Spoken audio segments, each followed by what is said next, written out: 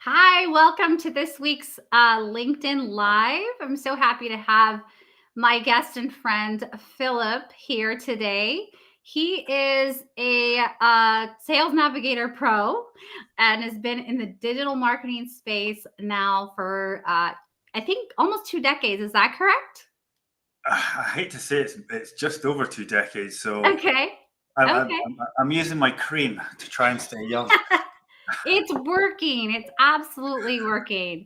Mm. So you're also the founder of Linked into Sales and the creator of Sales Navigator Blueprint. So we want to hear all about it. You're actually my last guest of the year. I do a LinkedIn Live every week with my network. And it's so much fun. I've had a great time doing it this year. And so you're my last guest of the year. So I did put a little festive background on for us, the little Christmas background for us. And Jingle bells, so jingle bells. jingle bells to everyone. So you are, yeah, so you're going to close us out for the year. How about Oh, that? I feel privileged. I feel privileged. Hopefully, I don't let the side down, but I'm No, sure you it'll be fine. absolutely won't. You won't let us down. So there are so many in my network that are business owners, consultants, coaches, and they need to know everything about sales. And when it comes to LinkedIn and Sales Navigator, you're the guy to go to. So we want to hear what it is that we can learn from you today. And also, we want to hear about how you can help us. So let's just dive right in, Phil. Yeah, well, the sort of the sales navigator and LinkedIn, they're combined. You can't Mhm. really do one without the other. Yeah. Sales navigator sits on top of LinkedIn. So it gives you an overview and a dive into those 1 billion uh, users. So they're both combined. You can't do one without the other. You can obviously you can do LinkedIn without it, but then as we'll probably get into later, there's benefits of buying a Sales Navigator license, not just for the functionality, but the additional reach you get. But I'm sure we'll get into that later. Yeah. So I first started on LinkedIn, but I quickly had signed up for Sales Navigator. But it wasn't until recently that I kind of started to notice the bells and whistles of both LinkedIn and Sales Navigator. So can you tell me a little bit about how you use Sales Navigator and maybe give us a little bit of your secret sauce in regards to some of the functionalities that maybe we don't know about? Yeah, well, the way it all starts with who you're trying to target. Because if you don't do, a lot of people dive straight in and don't actually do their homework. So Mhm. planning out your campaign, who am I going to target? What am I going to target them with? So if you don't know that, then how can you actually even create a search? Yeah. So without that first step, it's the absolute fundamentals. And, once you've got those, it's like, what problem am I going to target? So it should align with, the offer that you're making to them. So, getting the sort of foundations in place is the starting point. But then that leads on to, okay, I know who I'm targeting, I know what my offer is, and I know what the problem I'm helping to solve. Before you dive into Sales Navigator, you actually have to look at your profile and go, okay, if someone comes on my profile, are they actually going to know, that I'm speaking to them, B, what I'm offering, make it, obvious what you're offering, but also that you can help them with that problem that you're targeting. So when someone comes on your profile, um, it's got to resonate with them. It's got Mhm. to resonate with them. You've got to provide credibility for you, the person, the person who's selling, the offer that you're offering, credibility, but also the company as well. So it's about ticking those three boxes so that someone comes away or when they're on that profile and thinks, yeah, I'm in the right place. This is someone that can potentially help me. Yeah, so before you actually can even start to think about selling or diving into Sales Navigator, you first have to have your LinkedIn profile completed and completed properly. So you mentioned all of those things, such as letting people know who you are, what you're offering, right? And I always say we also need to know what transformation they Yeah, get from you, right? What are we actually buying when we purchase from you? And so, um, so once they have their LinkedIn profile complete, then I guess, then they're free to start on Sales Navigator, or yeah, when do yes, they start with Sales Navigator? yeah. My blueprint basically, that's the first stage. The foundational stuff is the first stage. Step two is setting up Sales Navigator. So before you actually even think about running campaigns, you've got to set it up for yourself, Yeah. because when you buy Sales Navigator out the box, it gives you nothing. Yeah. The onboarding, I don't want to talk bad about the onboarding, but the onboarding is, save a lead, save an account, on Mhm. you go. It's not extensive at all. So you have to set it up, and you have to set it up based on who you're targeting. You have to bring in, or you should bring in, your existing world into Sales Navigator. So things like existing clients, because you don't want to reach out to a client as if they're a prospect, because Yeah. that's not really good for building relationships. So there's various steps that you need to go through before you even think about step three, which is campaign execution. So, let's back up a little bit. So, Okay. LinkedIn has a search area where you can set up some search parameters, and then Sales Navigator has the same feature, but it allows you to do more. Is that correct? It well, there's more filters for Mhm. starters. So you've got an account filters, which you don't have at all on LinkedIn.com search. Mhm. You've got I think it's 34 and 37, depending on which account you've got of Sales Navigator, um, of filters, and obviously on LinkedIn.com you've probably got about 15 or something. So Okay. you can get a lot more targeted, and the account filters is something that's completely different, because a lot of sales professionals get given their bunch of accounts that they've got to target, and doing it Mhm. on the free account, they're going to struggle.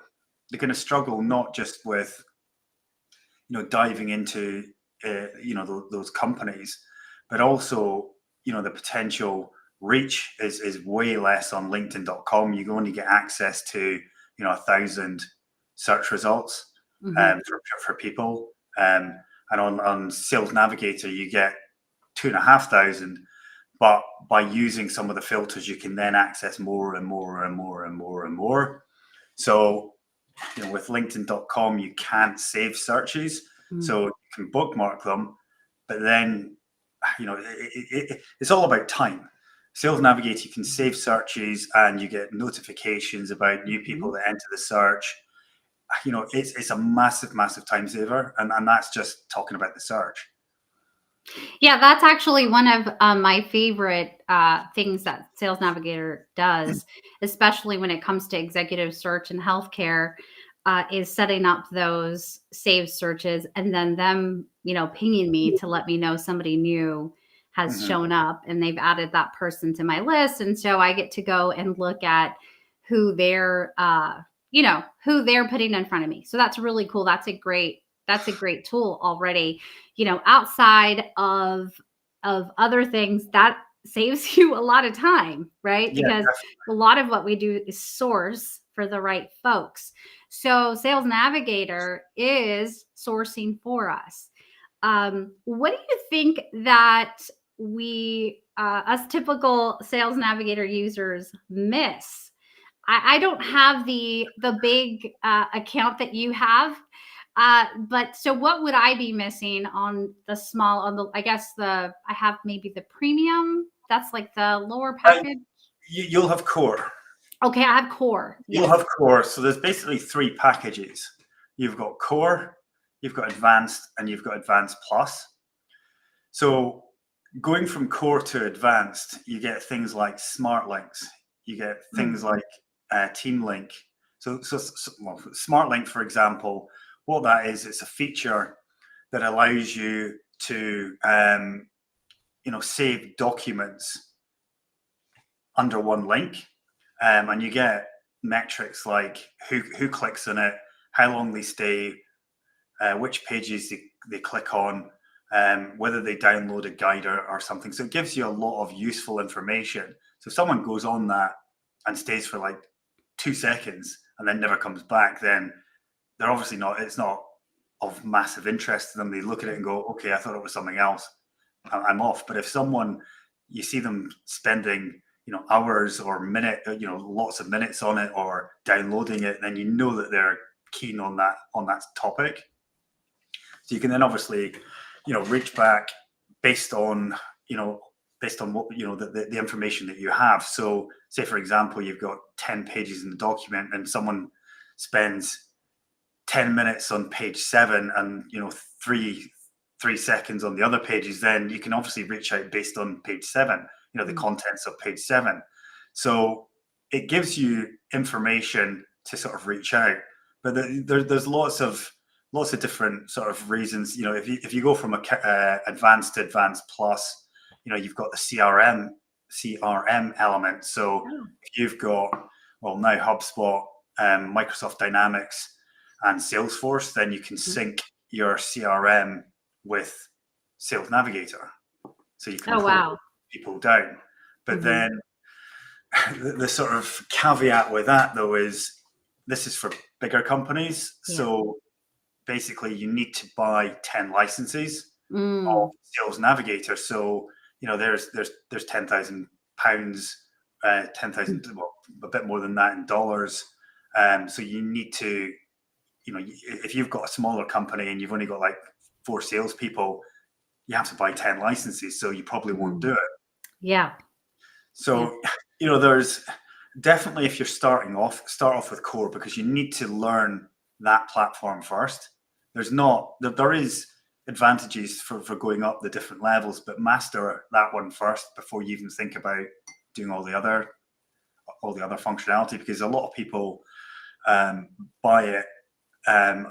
There's a lot of mistakes made on Sales Navigator. The biggest one is not learning the platform.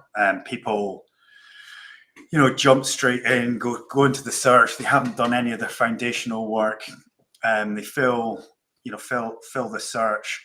Don't even check the search. Fill the search with people that maybe might buy, might not buy. So filling the funnel with people that might not buy. Which is obviously just wasting your time, because if you have 90% of the right people versus, let's say, 45%, you're going to get twice as much out of it, or the same amount out of it with half the time. So your time and effort is important. That's really important in regards to lead lists, because I wanted to talk about this in regards to how we plan who we're going to target, and then creating these lead lists within Sales Navigator.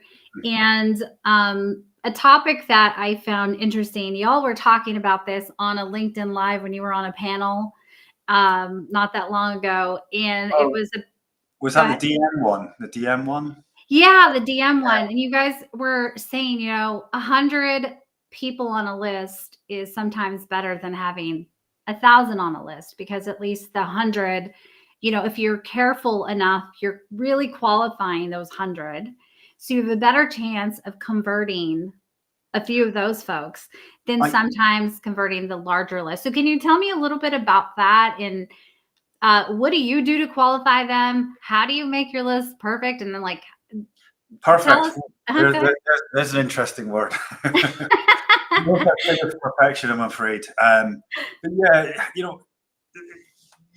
there's different. It really depends on how much time you have as well, because on that panel, there was people that basically are sales, completely sales oriented. Whereas if you're a business owner, you've got less time. Yeah. So, as I was sort of saying during that panel, you've got lead generation, which is one to many, versus prospecting, which is one to one. So if you're Mm-hmm. prospecting, you spend more time, coming up with a better message. Mm. When I say a better message, that's not, yeah, yes and no. Um, it's more tailored, it's more specific, it's more personal. You can personalize it more. With a lead generation message, what you're trying to do is to look for a common theme, Mm. based on information you have, so that it will be relevant. It might not be super personalized, but it's still relevant. So dependent on how much time, dependent on the information you have as well. It's lead generation works, personalization and prospecting works as well. Prospecting takes lots more time, and you're hitting more people. So if you look at it from a time perspective, it can be there can be not much in it based on the Mm. responses you get. It's each client is completely different, and they'll have different information as well about Mm-hmm. their clients. So Sales Navigator, you can bring information into Sales Navigator as well as the information you get from it. So the information you get from it is you've got insights about people viewing your profile, following your company, Mm-hmm. people. You've got things called alerts that give you information about new jobs, people moving jobs, etc. So these are Mm-hmm. all things that you can then action, a follow up and start a conversation about. Mm-hmm. Now, if Um, you were a small business owner, about how many hours a day would you say would be realistic when it comes to both prospecting and lead generation? the thing is, it's unfortunately it's more than that as Yep. well. A sort of well balanced um, sort of strategy is to do content, doing some content to generate awareness and interest. Mm-hmm. It's about messaging. It's also about commenting as well, because no one likes, no one likes anything better than someone commenting on their post and coming up with something, meaningful and insightful and educational as well. So that can get you noticed. So it's a blend of all those three things. So, lead generation and prospecting is messaging, Mm-hmm. but you need to get the right blend of all of them. You know, Mm-hmm. some big creators can get away with doing very little of messaging or commenting, because Mm-hmm. their inbound marketing, their content is so effective. Yeah. But they also suffer from the fact that they've got so much information that actually getting through the sort of mess of all that stuff is going to take a lot of time. So there's benefits. Yeah, there's benefits of doing all the different content, messaging, and commenting. So a blend, that would be Okay. what I would say. Yeah. So what you're saying is making sure that you have enough information out there so that when they look you up, right, you're a credible source not of information and you are seen as an expert in whatever it is that you're offering. And also they should kind of be warmed up to you, meaning you've engaged in different ways before you jump into their DM. Or do you do cold messaging at all? Um, I tend not to. No, it's more about actioning the people that that there's some warmth there, Mhm. and messaging based on that warmth. Yeah. Um, it's basically it provides a focus for the follow up, but people can find you via content. They can find you. You can create content, and you don't know that there's lots of lurkers. So they Mhm. might never comment. They might never Mhm. They might never give you a like or engagement at all. Yeah. But then a message they'll respond to immediately, and vice versa.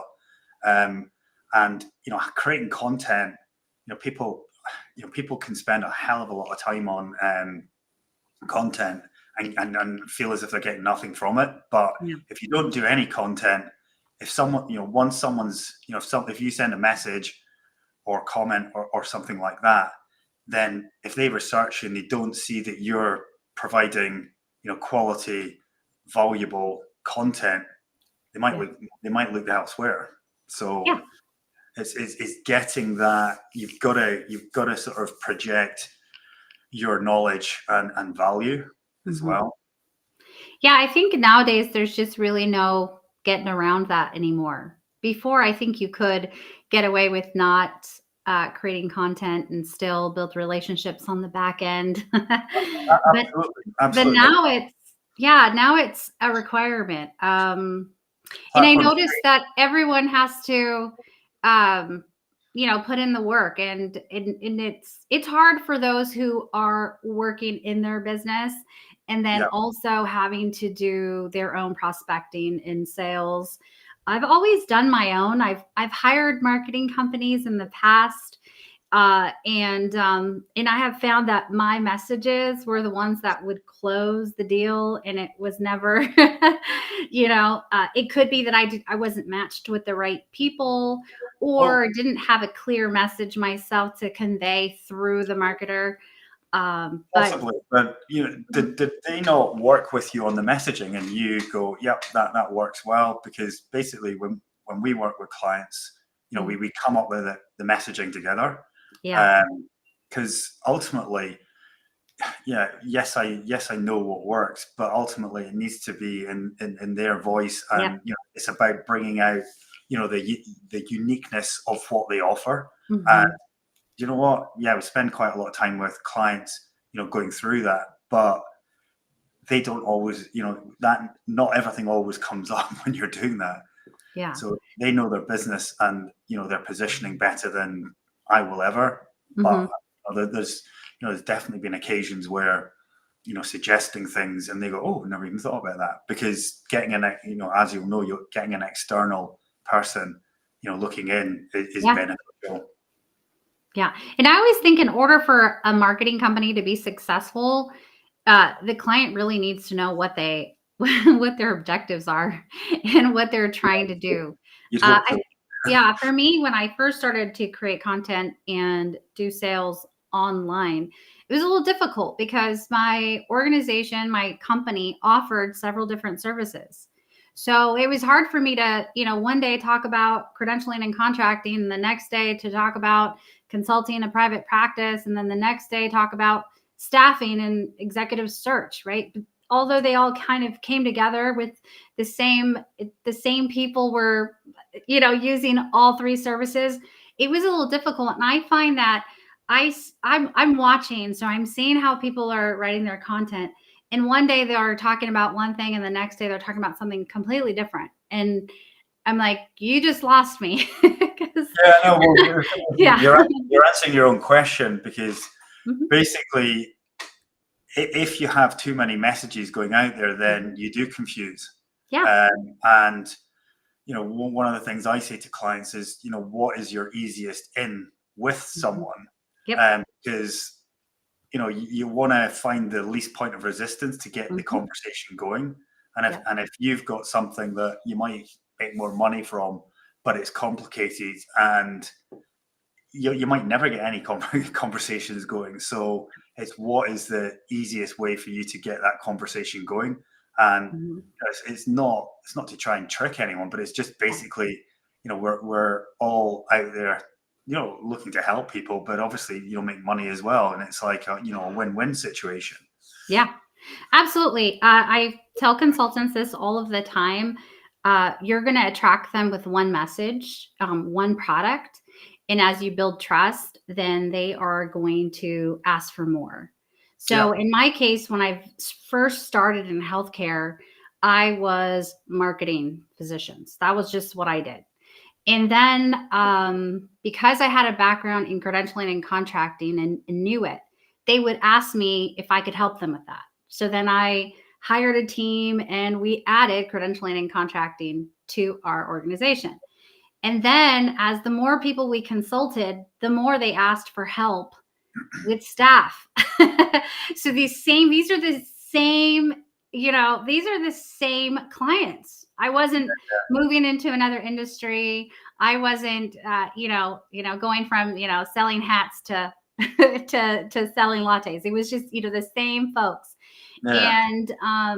And so I think that, yeah, there should be one message that you build trust with. And then once you're in with that client, then they will ask for more help. And whether it's you helping them or you're able to then refer them to somebody that an expert that you trust, either way, you've become a resource for them. Yeah, valuable resource. Yeah, absolutely. And, basically a one-off purchase is great.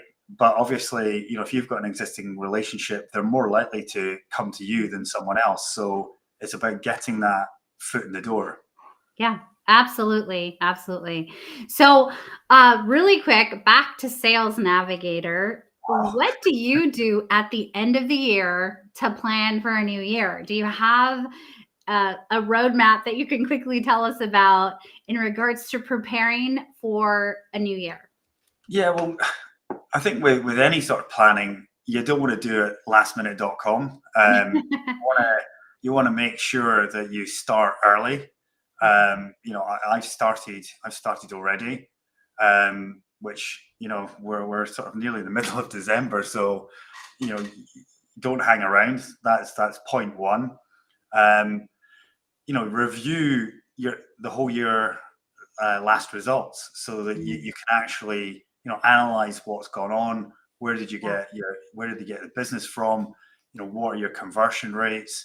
What could be done better? Because you should really be looking at that quarterly anyway. But looking at the year as a whole, you might get additional insights. Review who you've targeted and the results you got, because different geographies can give you different results. Even in the same geography, you can get different results from slightly different target audiences. And most people have got more than one persona that can buy from them. So which ones worked and which ones didn't, and in which areas. There's different. The economies are different in every country as well. So if you target internationally, did the UK outperform the US, or did the US outperform the UK for you? If you target both those countries. So, if you don't do that, then you'll keep not maximizing what you're doing. Based on, that sort of analysis and reflection, you then need to sort of set up new searches on Sales Navigator to find the people that you think are going to be best for 2025. You should also do maintenance on Sales Navigator as well, because based on that information that you've got, maybe there's people that you want to unsave. Yeah. Because, there's unwanted accounts and leads, because all that does is it basically clogs up your account with information that you then have to delete. You have to read and then delete, and that just takes time. So it's all about keeping as clean a house as possible. There's I come across so many different accounts, and quite often there's people, oh, I've got 10,000 saved leads, and it's like, oh no. and then you basically do the targeting, and then you see what relevant ones, and it's like, oh man, no, I've got to delete 9,000. Yeah, that's a lot of homework. If you have 10,000 leads, you have a lot of homework to do. People use it incorrectly, because they basically think, oh, I'll just save them all, and it's like, no, you're clogging up the system, and it's you're getting information about stuff that's irrelevant, and you're not even going to action it. You just have to spend that time looking at it and then deleting it. The last step is to sort of look at your sort of outbound and inbound campaigns that you're going to look to run. Who are you going to be growing your network in, who are you going to be sending messages to, and what's in the message, and what's the valuable, insightful thing or resource that you're going to be reaching out with that sort of meaningful touch point. There's so much you can do, but it's, without a good plan, you're just going to be winging it, and winging it means you're not going to get the results you're looking for. Absolutely. I think it's so important to look back at your year and see what's worked, what hasn't worked, purge what is not working, get rid of it, including those bad messages. I actually, I would always hear people say, evaluate your content to see what content does best.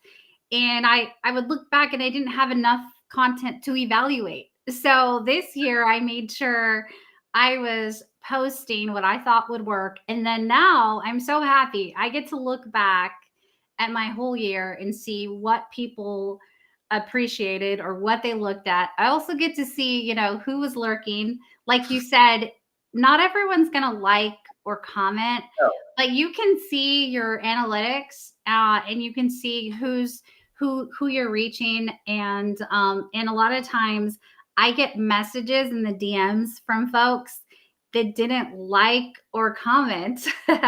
And those people often Too shy. they become clients. So I kind of shy away from just looking at, okay, did I get enough likes on my post? It goes way beyond that. Let's be honest, it's who becomes a client that's ultimately the ultimate metric that you want to measure. And it's a bit of a cliche, but vanity metrics. There's a lot of big creators that they get hundreds, thousands of likes. Who are they from? Are these people going to buy from them?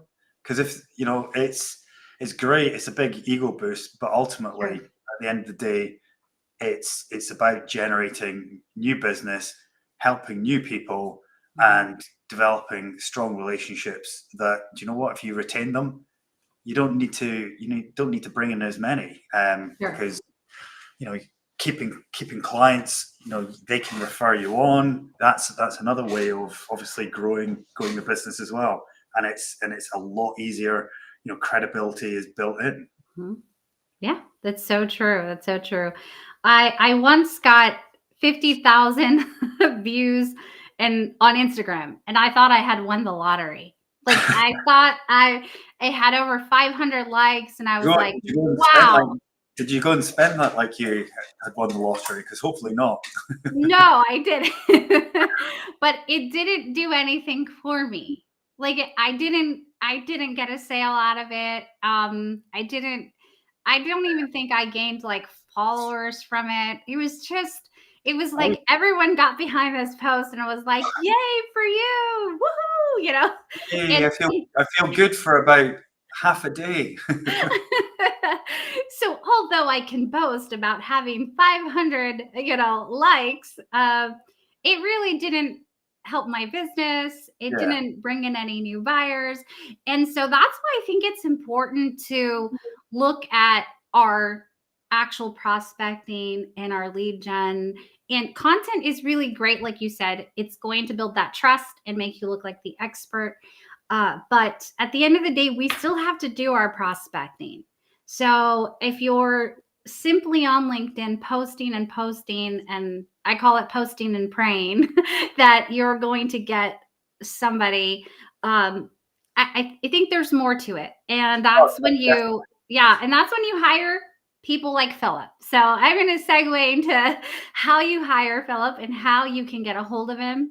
So if you need help, either with your sales team, if you have a large sales team, or it's just you, he is more than willing to help. So Philip, how do folks get a hold of you and how do they start working with you? Well, first step is I'm on LinkedIn. So there's my name. If you put that in, you'll get me, and send me a message. We'll have a chat, see whether I'm the right person to help you, and proposal chat, and then we go for it. And it's not everyone has exactly the same requirements. So it's important that, we agree the steps to take. But, the steps, the framework that I use is basically, you've got to know who you're targeting. You've got to know what the offer is and the problem. And as you said, the transformation, why someone, the messaging has to resonate, optimizing the profile. Everyone that I work with is sales. I get them to buy Sales Navigator because it's such a great tool. There's so many time saving, the information, the organization. It just gives a focus of where you should be doing lead gen and prospecting on. We set up, a system that maps it all out. It maps it all out. So, so get me on LinkedIn. All right. So we'll they'll be able to see your link, but I'll still drop your information in the comments. And Right. I just want to say thank you to those that are listening in. Justin on YouTube. Thank you, Justin. He says LinkedIn has a lot of people selling their own thing, but it can be a gold mine. I agree. Robert says this guy knows what he's talking about. Philip, he says you know what you're talking about, and I agree. Payal says amazing Philip Horn. So are you like a legend? Well, I'm not sure I'm a legend, but what I do is I'm a thorough person. I'm a structured person. So I've spent, I've been doing LinkedIn stuff for 10 years. And I've been doing Sales Navigator for, I think, 9 of those years. So, I've spent enough time putting a structure and it's not just the structure and the setup in Sales Navigator.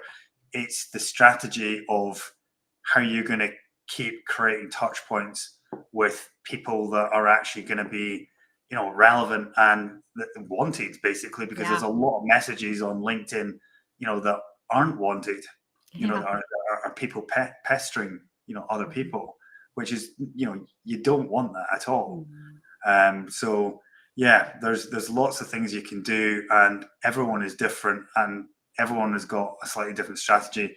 And whether you're a business owner or a salesperson who has that's a full-time job, they're completely different. You've got to treat them differently as well. Because time, it's about time as well. So more prospecting for salespeople and more lead gen, but you have to do both with both. Absolutely. We also have Alafia, if I'm saying her name correctly. She says, go you both. Love the backdrop, Claudia. Thank you. Christmas theme. So thank you so much. Well, thank you everyone who listened in. Hopefully I didn't miss anybody. Really appreciate it. And some of you that'll watch the replay. Once again, happy holidays to everyone. This is my last LinkedIn Live for the year. I mean, unless somebody asks me to be a guest on their LinkedIn Live, I will take it. I will take it. So have a wonderful weekend and the rest of the week. We'll talk later. Thank you, Philip. Happy holidays, everyone. Thank you. Appreciate you. Okay, bye. Bye.